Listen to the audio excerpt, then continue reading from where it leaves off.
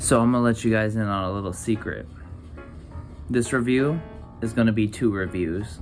So what I've decided that I'm gonna do is on my longer reviews where I just talk and talk and talk and you basically can't get me to shut up.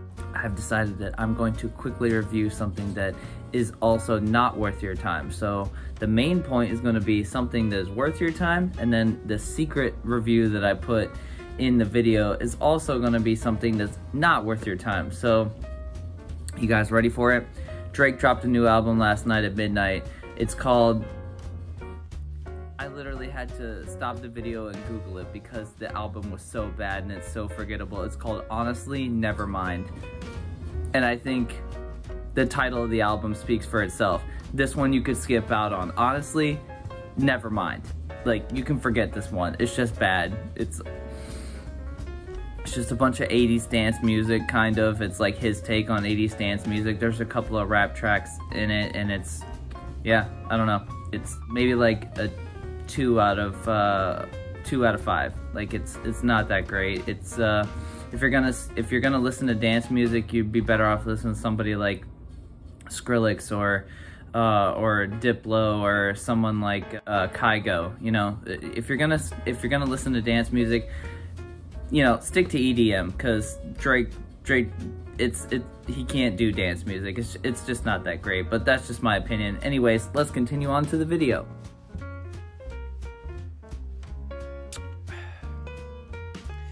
It's time to discuss Stranger Things Season 4. Let's go, baby! What is good, everybody? Richie here, and welcome back to the channel. Before we dive right into things, be sure to hit that like button. Also, go ahead and subscribe if you're somebody new, and click that notification bell so you can stay up to date with all my shenanigans here on the channel. And yeah, so let's get into it. Boy, oh boy, Season 3 really left us on a cliffhanger. This is obviously going to be a spoiler-free review. I'm going to do the best that I can to kind of discuss Season 4 and what it's been like without getting too much into any nitty-gritty details or whatever. But yeah, I'm really excited to talk about it. Yeah, so Season 3 left us on quite a cliffhanger. At first we thought Hop was dead. We thought that Elle was done forever. Her powers were gone. There was so much stuff going on. That ultimate climax of Billy with the Mind Flayer. God, it was getting crazy. This show, whoever came up with the idea of Stranger Things and whoever came up with the people, whoever does the casting, really knows how to get people that have a solid connection. Or at the very least, they know how to shoot it in a way that makes them seem like they have that connection. And that has no lack thereof in Season 4. Everybody that shows up in Season 4 just has this chemistry that just works incredibly well. And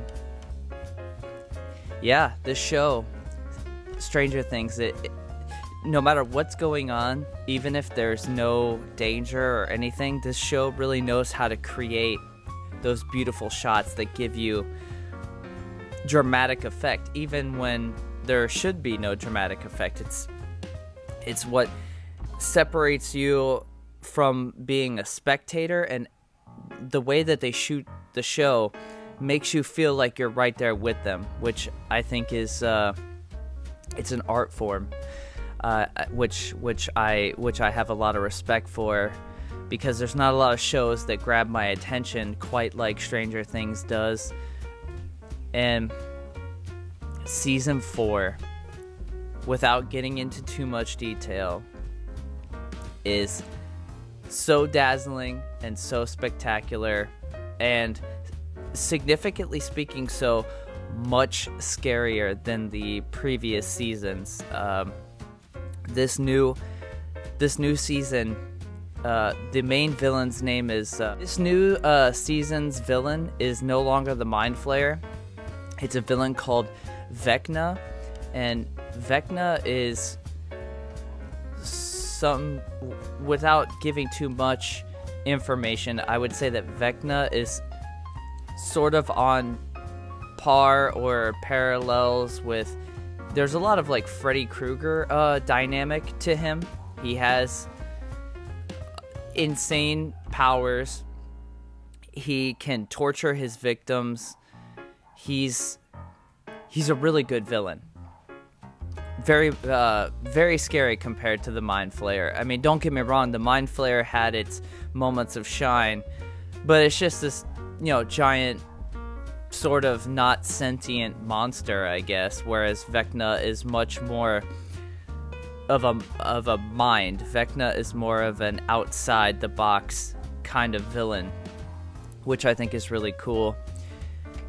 Yeah, and at the end of season 3, we know that Elle loses her powers and she moves to, I think it was California, where she's trying to adjust to high school life, and things are a lot tougher, much tougher for her because she doesn't have her dad,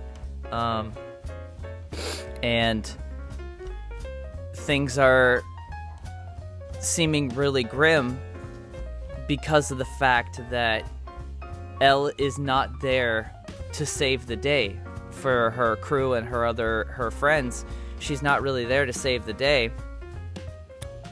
So this season is kind of, you know, it's kind of that cliche build up to where it's the trope of the superhero loses their powers and they have to learn how to get them back. I'm not going to spoil what happens. I won't say what happens.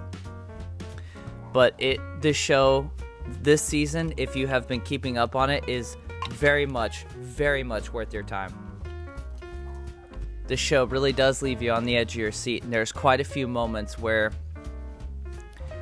you don't necessarily know what's going to happen. You're brought into the drama. You feel that you're with them. You feel like you're with them because of the way the show is shot. And the characters and everybody all together working together have so much charisma. And I love every single moment of that show. I don't think season 4 had a moment where I was bored. No, I don't think there was a single moment where I thought to myself, God, I gotta shut this off. This is driving me nuts. I binge watched it in a day and a half. So, and typically people that know me know that how jaded I am when it comes to TV shows and movies and whatnot. I don't get entertained very easily. So for something like Stranger Things to come through the woodwork as a new, you know, a new intellectual property and impress me is, it's really good. And I love that. And I wish there was more stuff out there like that. Yeah. Season 4 is definitely worth your time if you're a fan of Stranger Things. I would not sleep on this at all. We still have, I think, 2 more episodes coming at the end of July. Or is it the beginning of July? I can't remember. But either way, it's coming. There's 2 more episodes coming, so they haven't even finished it yet. But, yeah.